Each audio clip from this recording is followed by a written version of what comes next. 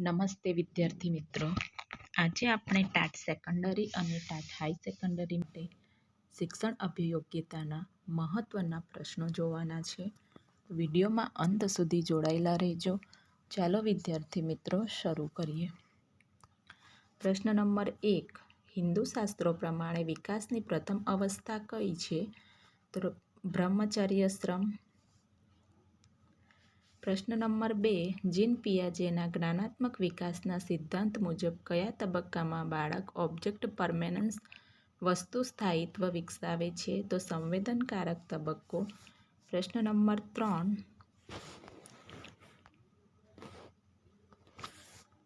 સમાવેશક શિક્ષણનો મુખ્ય ઉદ્દેશ શું છે? દરેક બાળકને તેમની ક્ષમતાઓને ધ્યાનમાં લીધા વિના સમાન શિક્ષણ આપવું. પ્રશ્ન નંબર 4. વિકાસ ક્યારેય અટકતો નથી અને ગર્ભધારણથી શરૂ થઈને જીવનભર ચાલે છે. વિકાસના આ સિદ્ધાંતને શું કહેવાય છે? તો વિકાસની સાતત્યનો સિદ્ધાંત. પ્રશ્ન નંબર 5. કોલરબર્ગના નૈતિક વિકાસના સિદ્ધાંત મુજબ કઈ કક્ષામાં બાળક નિયમોનું પાલન સજા ટાળવા અથવા પુરસ્કાર મેળવવા માટે કરે છે? તો પૂર્વ રૂઢિગત કક્ષા. પ્રશ્ન નંબર 6. આધાર આપવો એટલે શું? સમસ્યા ઉકેલવામાં બાળકને પ્રારંભિક અને કામચલાઉ મદદ પૂરી પાડવી.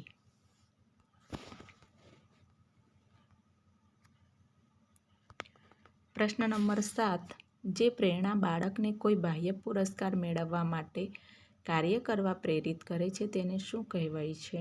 તો બાહ્ય પ્રેરણા. પ્રશ્ન નંબર 8. બહુવિધ બુદ્ધિમત્તાનો સિદ્ધાંત કોણે આપ્યો? હાવર્ડ ગાર્ડને. પ્રશ્ન નંબર 9. વર્ગખંડમાં શિસ્ત જાળવવાનો શ્રેષ્ઠ માર્ગ કયો છે? શિક્ષકનું વર્તન વિદ્યાર્થીઓ માટે રોલ મોડલ બને. પ્રશ્ન નંબર 10. સમસ્યા નિરાકરણમાં પ્રથમ પગલું શું છે? સમસ્યાને ઓળખવી અને વ્યાખ્યાયિત કરવી.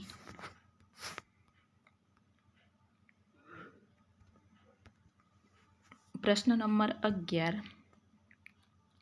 લેવ વાઇઝગોસ્કિનના મતે બાળક તેના સામાજિક વાતાવરણ સાથેની ક્રિયાપ્રતિક્રિયા દ્વારા જ્ઞાનનું સર્જન કરે છે. આ સિદ્ધાંતને શું કહેવાય છે?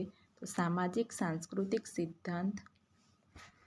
પ્રશ્ન નંબર 12. રાષ્ટ્રીય શિક્ષણ નીતિ 2020 દ્વારા પ્રસ્તાવિત 5+3+3+4 માળખામાં 5 નો અર્થ શું છે? તો પાયાનો તબક્કો. પ્રશ્ન નંબર 13. વર્ગખંડમાં વિદ્યાર્થીઓ વચ્ચેના વ્યક્તિગત તફાવતો સાથે અસરકારક રીતે વ્યવહાર કરવા માટે શિક્ષકે શું કરવું જોઈએ? તો વ્યક્તિગત જરૂરિયાતો અનુસાર વિવિધ શિક્ષણ પદ્ધતિઓનો ઉપયોગ કરવો જોઈએ.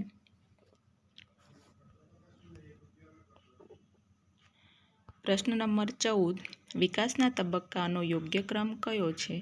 તો ગર્ભાવસ્થા, કિશોરાવસ્થા, તરુણાવસ્થા, યુવાવસ્થા, પ્રૌઢાવસ્થા અને વૃદ્ધાવસ્થા. પ્રશ્ન નંબર 15. ક્લાસિકલ કન્ડિશનિંગનો સિદ્ધાંત કયા મનોવૈજ્ઞાનિકે આપ્યો છે? તો પાવલોવ.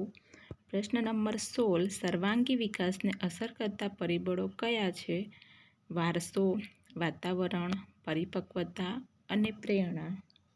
પ્રશ્ન નંબર 17. સ્કિનર મુજબ વિકાસ એટલે તે ક્રમિક અને નિરંતર ચાલતી પ્રક્રિયા છે.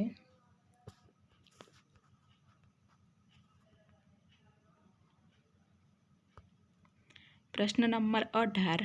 કેળવણી એ સર્વાંગી વિકાસની પ્રક્રિયા છે. પ્રશ્ન નંબર 19. બાળ કેન્દ્રિત શિક્ષણમાં શિક્ષકની ભૂમિકા શું છે? તો બાળ કેન્દ્રિત શિક્ષણમાં શિક્ષકની ભૂમિકા એક સહાયક, માર્ગદર્શક અને સુવિધા આપનાર. પ્રશ્ન નંબર 20. મનોજાતીય વિકાસનો સિદ્ધાંત આપનાર મનોવૈજ્ઞાનિક કોણ હતા? ફ્રોઈડ. પ્રશ્ન નંબર 21. વૃદ્ધિ એટલે કે કોષીય ગુણાકાર આવું કોણે કહેલું? ફ્રેન્ડે.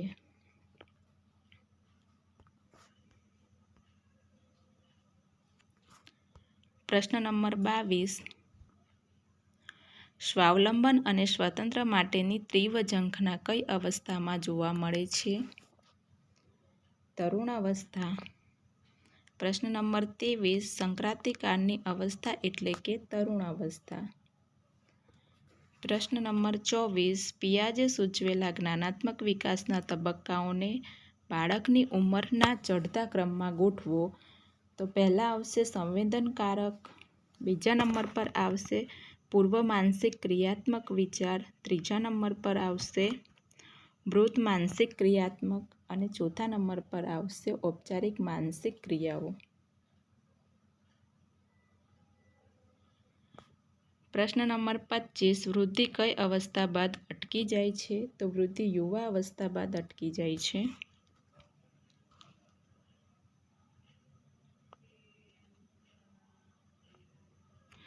પ્રશ્ન નંબર 26 વિકાસ ખાલી જગ્યાથી ખાલી જગ્યા દિશામાં થાય છે. તો વિકાસ સામાન્યથી વિશિષ્ટ દિશામાં થાય છે.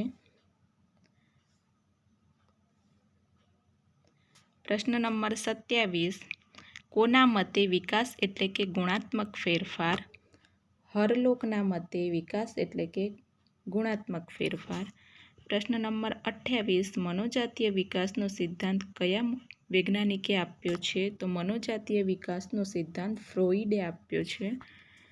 પ્રશ્ન નંબર 29 માઇક્રો ટીચિંગ પદ્ધતિ કોને માટે માઇક્રો ટીચિંગ પદ્ધતિ કોને માટે વિશેષ ફાયદાકારક છે? તો માઇક્રો ટીચિંગ પદ્ધતિ એ તાલીમાર્થી માટે વિશેષ ફાયદાકારક છે. પ્રશ્ન નંબર 30 શિક્ષણની સૌથી શ્રેષ્ઠ પદ્ધતિ કઈ છે જે ઉત્તમ પરિણામ આપનારી છે? તો પ્રકલ્પ પદ્ધતિ એટલે કે પ્રોજેક્ટ પદ્ધતિ.